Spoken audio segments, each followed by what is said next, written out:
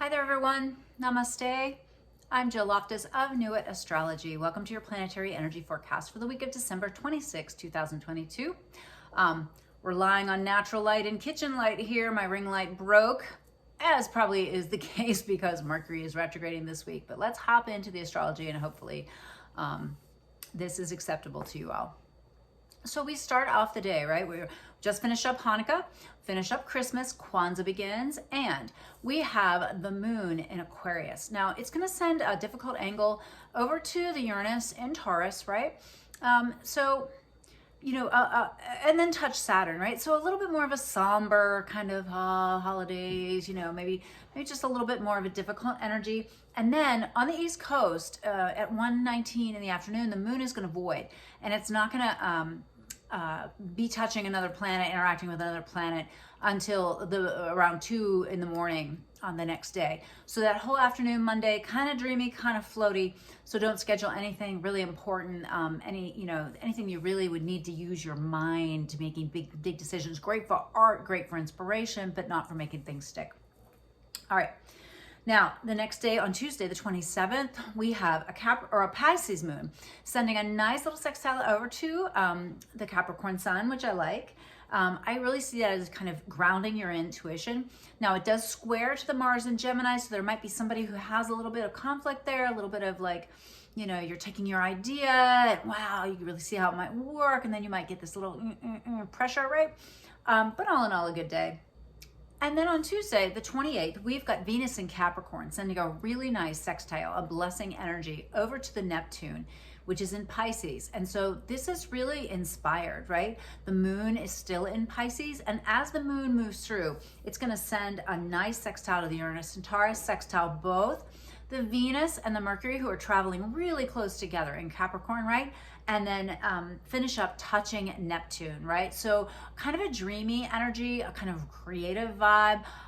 So that's a day that you need to stay grounded, but it's, again, a really great time for inspiration, for spiritual work, for artistic work and things of that nature. Now, on the 29th, Mercury is going to station retrograde right there with Venus. It's at 24 degrees of Capricorn. It's at 4:32 in the morning, all right? And so I've been warning you for a while about this. So don't go running out, this week to try to take advantage of any kind of after holiday sales and things like that when you're looking at electronics, things that are related to technology in any way. You're just going to have to wait until Mercury gets out of the shadow period. Now we have the Pisces moon sextiling Pluto and then moving into Aries and hitting Jupiter, right? So getting a big oomph of energy for the emotions on the afternoon of Thursday, the 29th. The moon is also going to square the sun in Capricorn and sextile the Mars in Gemini. So it's just kind of a large energy day. And then Venus and Mercury are traveling right together. And really almost all week, we've got Venus and Mercury in Capricorn, and then they're right there near Pluto, right? It's a very, it's Capricorn season, right? But it's a very Capricornian energy for sure. And whatever area of life that is for you, that area is going to be really the focus this week. All right.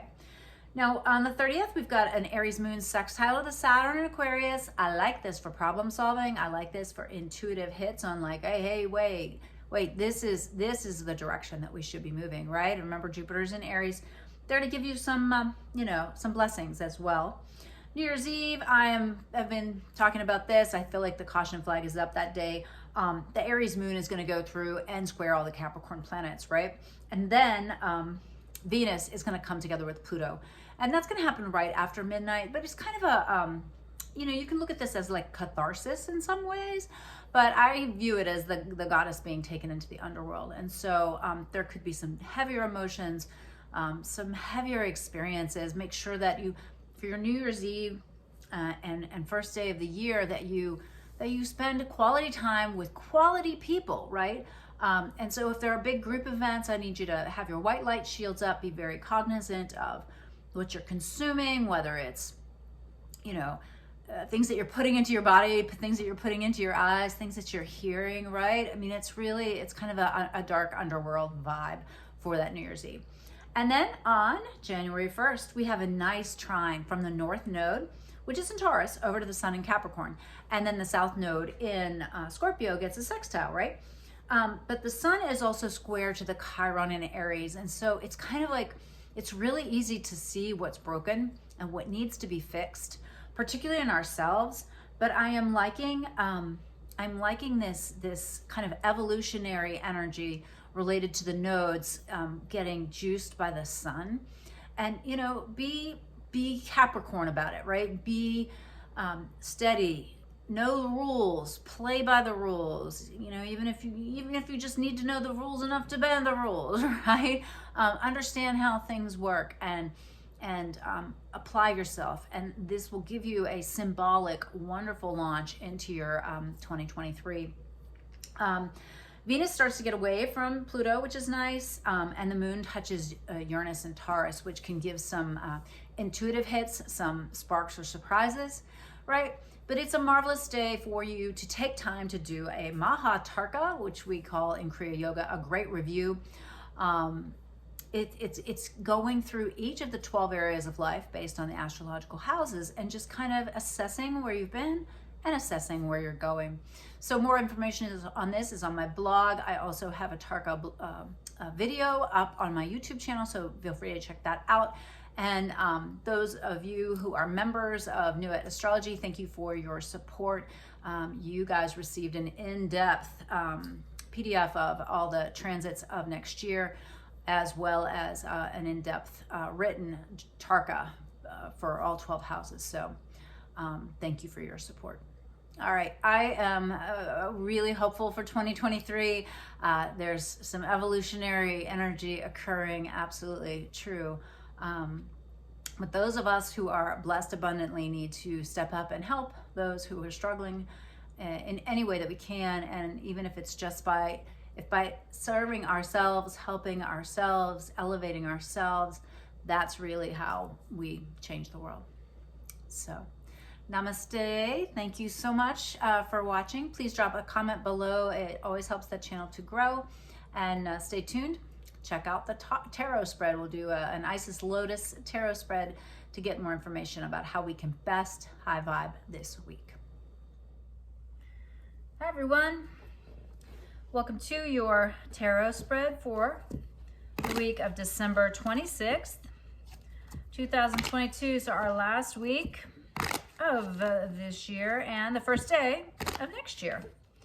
So as you know, this Lotus Isis tarot spread gives us two different ways to manage the energies. I'm just going to tune in here. All right. So the first card is like the basic influence of the past. Okay, what has happened? And I've got the Theft card here. So this is a Seven of Swords. This indicates something being taken. Someone's kind of like, it's kind of like a scammy kind of energy. It's like you feel like you lost something. Now, it doesn't necessarily mean material goods, right? Someone can steal your peace. They can steal your moment in the spotlight. They can steal your peace of mind. But anyways, we're coming from this place where you're kind of feeling this sense of being violated in some way. Now Three of Swords, very difficult emotions here, okay? Something did not go the way you had planned, and there's just this feeling of unease. Present environment, the Moon. There's more going on than you're aware of, okay? There's information that we just don't have or that you just don't have, and so be aware of that, right? You're only seeing flickers and shadows of what is really happening. There's information you do not have yet, all right? So realize that. Culmination of influences, the Sun. All right, so there's this desire, for an ability to be seen, to shine, to be vital, to be energized.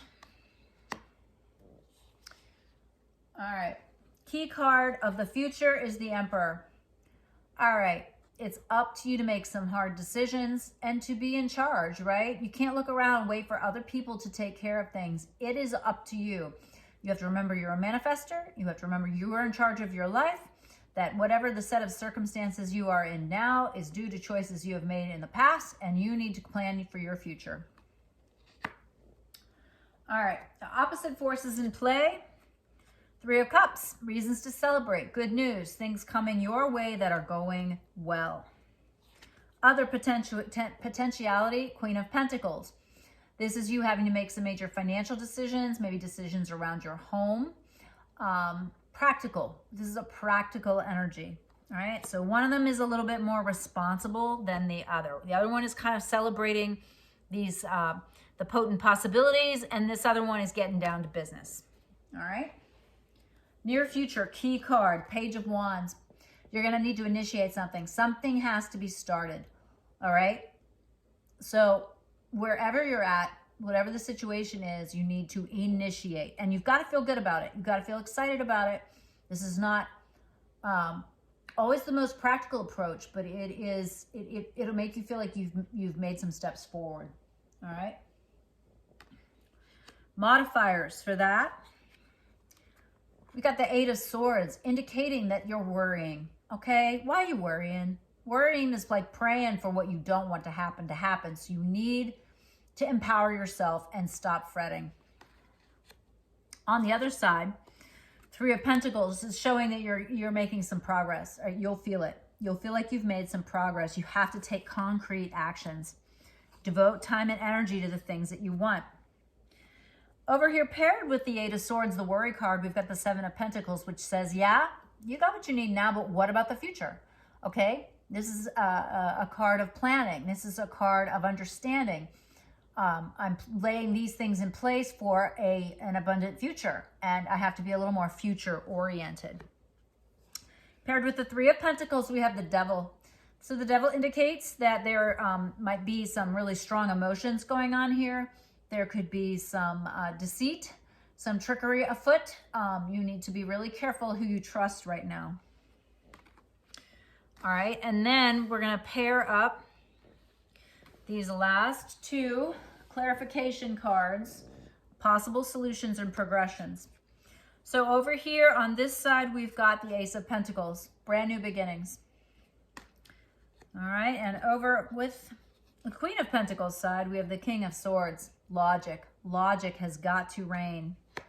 Paired over here with this Ace of Pentacles, we've got the Tower. Big change. Big change. You are going a new direction here.